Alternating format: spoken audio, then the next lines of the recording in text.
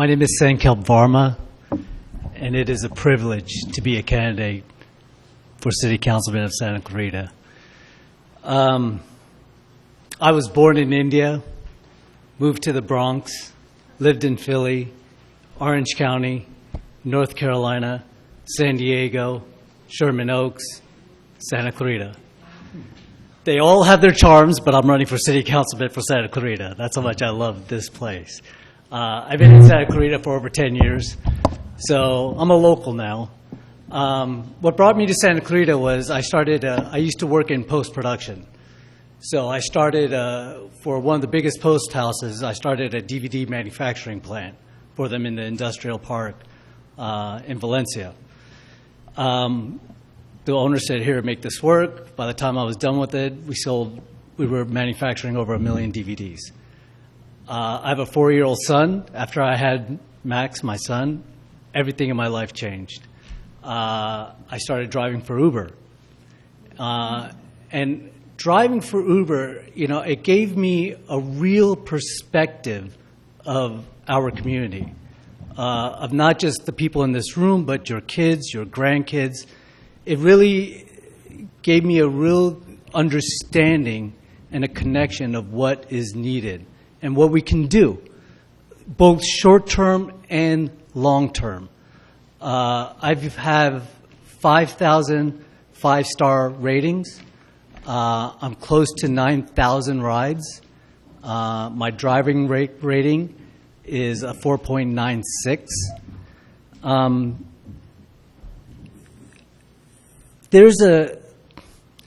The genie is out of the bottle with Santa Clarita. There's a 30-year planned community being built over by Magic Mountain. You have a big development happening right here. To address carbon footprint, I do believe there's a big opportunity for a monorail system, a people mover, to get people from Canyon Country over to Santa Clarita. It's going to be hard work. There's going to be a lot of obstacles. It's going to take time. It's going to take money. But if done properly, and if it starts now, we can have a really good system of public transportation when it gets hot for people to move around in a nice, comfortable area from one side of town to the other inexpensively, reducing traffic, reducing carbon footprint. I also know that if the entire state of Canada or the entire country of Canada can legalize marijuana, our state is legal for marijuana. There's no reason why people should leave Santa Clarita to get medical marijuana. I've given too many rides to chemotherapy patients that leave Santa Clarita just to get medicine. Okay, I think that's and there really needs to be another hospital here, a children's hospital, something where Henry Mayo's great. My son was born there, so I can't, it's a great place. But if it's life and death, and if it's minutes, we need something here. Thank you. Questions? No one's going to get up and ask questions? This gentleman wants to answer questions. I can tell. I'm having a bad hair day, so forgive me, So... Hi, John Seamus. Basically, let me expand on that a little bit with Amsterdam and the trains they have over there. Have you been to Amsterdam? No, I haven't. It's on my bucket list. It's on my list, but I have to be young and single. The trains are not super expensive. Right. They're not raised. Right. It's not a monorail system.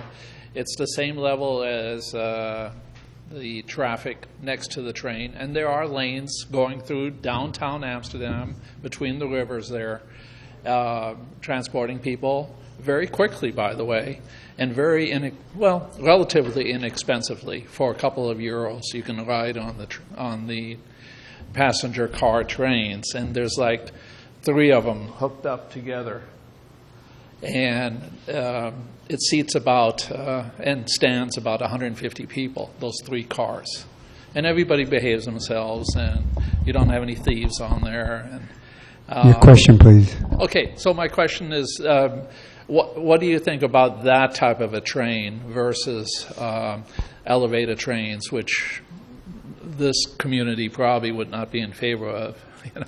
Well, here's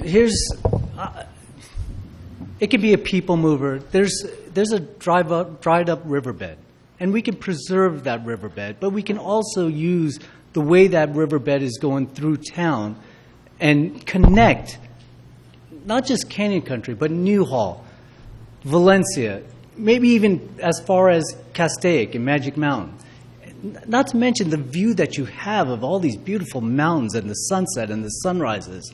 You have the space to create something like that now.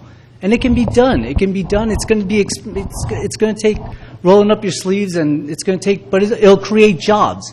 It'll create jobs here. And it's, if we think now and long term, we have a long-term solution to our traffic problem.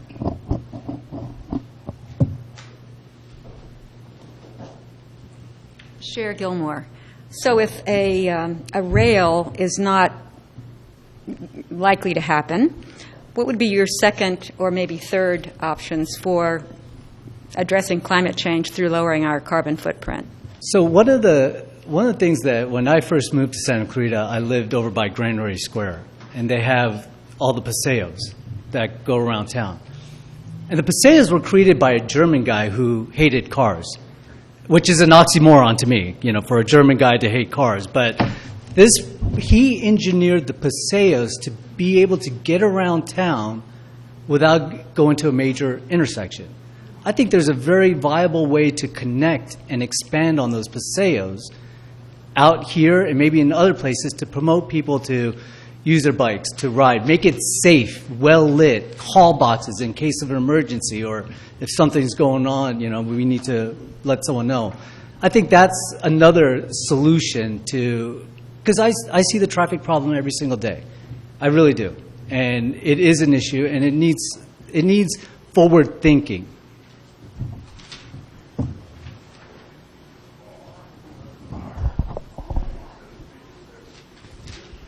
Somebody have a question? Yes, I do. Good. We have a very polite audience today. You know. Steve ONeill. I'm a very big fan of the bike trails in town. I use them all the time. But there are signs there that say there are no motorized vehicles. Now, if you hang out down by Marina del Rey and you see the bike trail there, everybody's on their electric bikes, their electric scooters, and they're zipping along and they're getting places very quickly and without making a bunch of carbon pollution. I don't know how much you know about the bike trails and the rules, but can just expand on that, please? You know, I see that all the time in Santa Monica, and I see it in Hollywood. And then I think in Santa Monica it works because it's so congested and it's so short-term, everyone's kind of, but the one thing I do notice is once people are done riding these electric scooters, they'll just put it on the ground, or they'll just leave it. And I think that's the way it was designed, where someone can pick that up and then take that on their next journey. But if there was a way to capitalize on that in creating an area for people to drop off or pick up without just leaving the bikes around, or I think there's a good opportunity for something like that.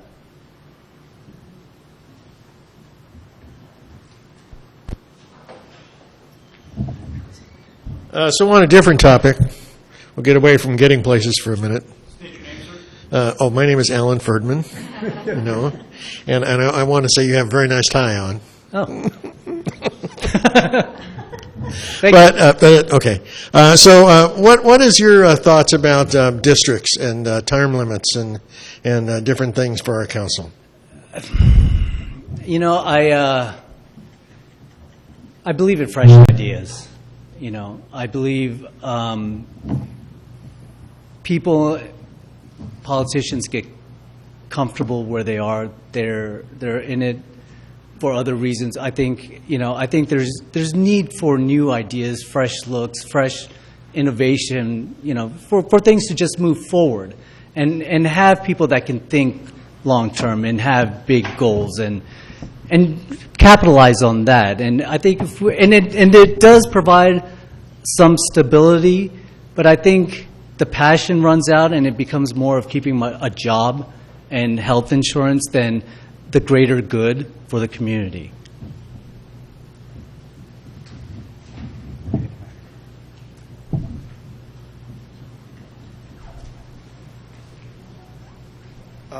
Logan and Tim Ben brought it up, so I'm going to ask you, and Brett and Diane, you're warned also. Density near transit, just wanted to get your view on that. It kind of relates to the whole public transit debate. If it incentivizes people to use it, if their housing is nearby. What was the question again? Your view on higher density housing near our public transit systems, Metrolink, that sort of thing. You know, Metrolink is great because it takes people out of Santa Clarita, and I think, you know, that's great, but there's nothing internal. And I think, you know, there's going to be some pushbacks about, you know, not in my backyard, and I understand that, and that's acceptable.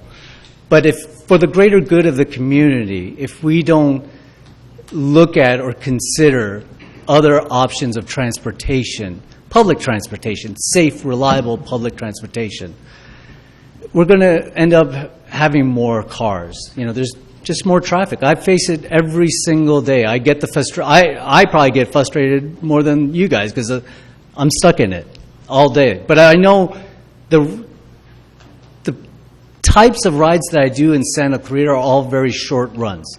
They're people going to work, people going home, people going to school, people back. They're not leaving. They're just staying in town, but they're all these short little runs. I think it still gives a lot of opportunity for ride sharing, but if we have something to connect all these places, you can get from here to town center in 5 minutes and pay $1 or $2 and keep that carbon in a cool, nice, relaxing public transportation.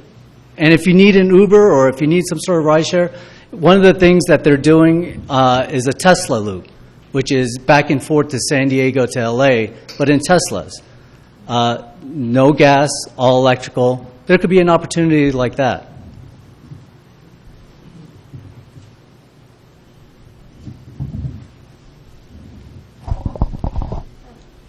Question. I'll try one more time. Okay. You know, here in Santa Clarita we have a bus system. And I've never been a great user of the bus system. I worked at JPL, and when I was at JPL, I actually did use the Metropolitan bus because it picked me up at work and took me down for lunch and brought me back. Very, very convenient. But here in Santa Clarita, not only is the bus system not have a great ridership, it's going down. It went down 16% since 2005. So how would you entice individuals to use that ridership when right now, and when everybody's talking about how wonderful it would be to have buses to get around everywhere, no one, you know, the amount of user base is shrinking. I think we sometimes forget how massive and spread out we are in Santa Clarita, but also LA County. You know, a bus ride from here to the flyaway can take hours. Younger than millennials are reevaluating why have a car.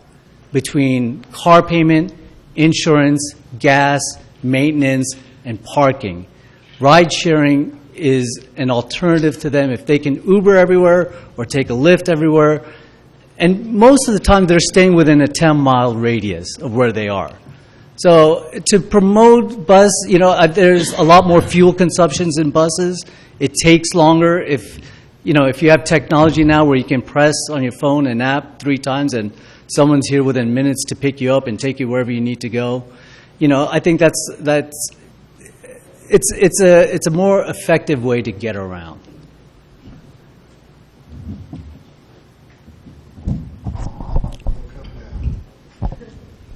More question. Come on, one more question. I mean, come Two on. more.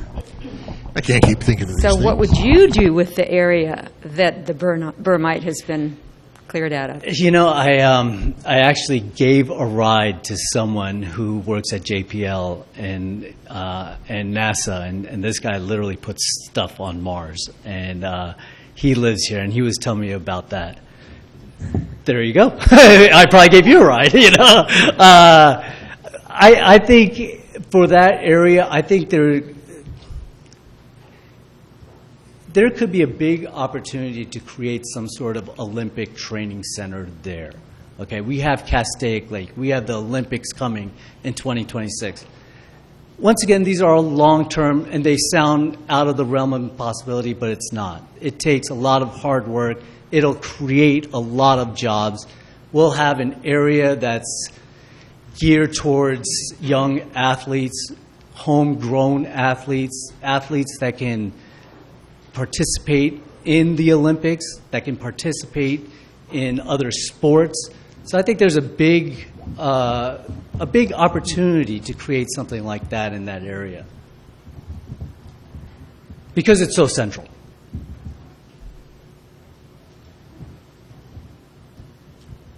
A convention center. There's a convention center being built over on McBean. My wife works at Princess Cruise Lines, and I give a lot of the executives rides from Princess. And there is a convention center that's but I can think as big as an observatory out here. You know, if it's things that we can start one day and my kid or our grandkids or great-grandkids have that option, then that's my commitment to the community.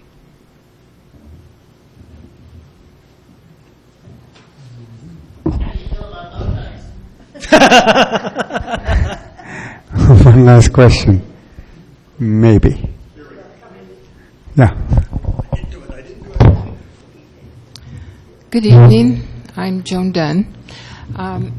I've had a lot of thought about young people they don't seem to have any incentive to do responsible things, and I'm wondering if we couldn't have some sort of one idea, and I wonder how you feel about it. Several years ago, the city would throw block parties. And maybe that's something that you might suggest again, because it gets the neighborhood kind of more cohesive. And when there's problems, they try and help each other. And so it then brings in the kids. They see this going on. And I think that these parties were really very good. We did have some in our area, and most everybody responded. So I'd like to see if you would be willing to try and promote something like that. That, along with millennials, they really need to figure out their hustle and what they want their hustle to be. They have all the opportunities of LA in their backyard. Mm-hmm. I believe there's a very, very big opportunity for vocational education. Mm-hmm. Nothing is below them. They're not entitled to anything. There's a big opportunity for them to learn landscaping, cybersecurity, post-production. I went to school at UCSD. I was studying bioengineering and psychology. I've never used a derivative in my life. But I also went to a vocational school where I learned Photoshop and Illustrator and was ready to work the next day.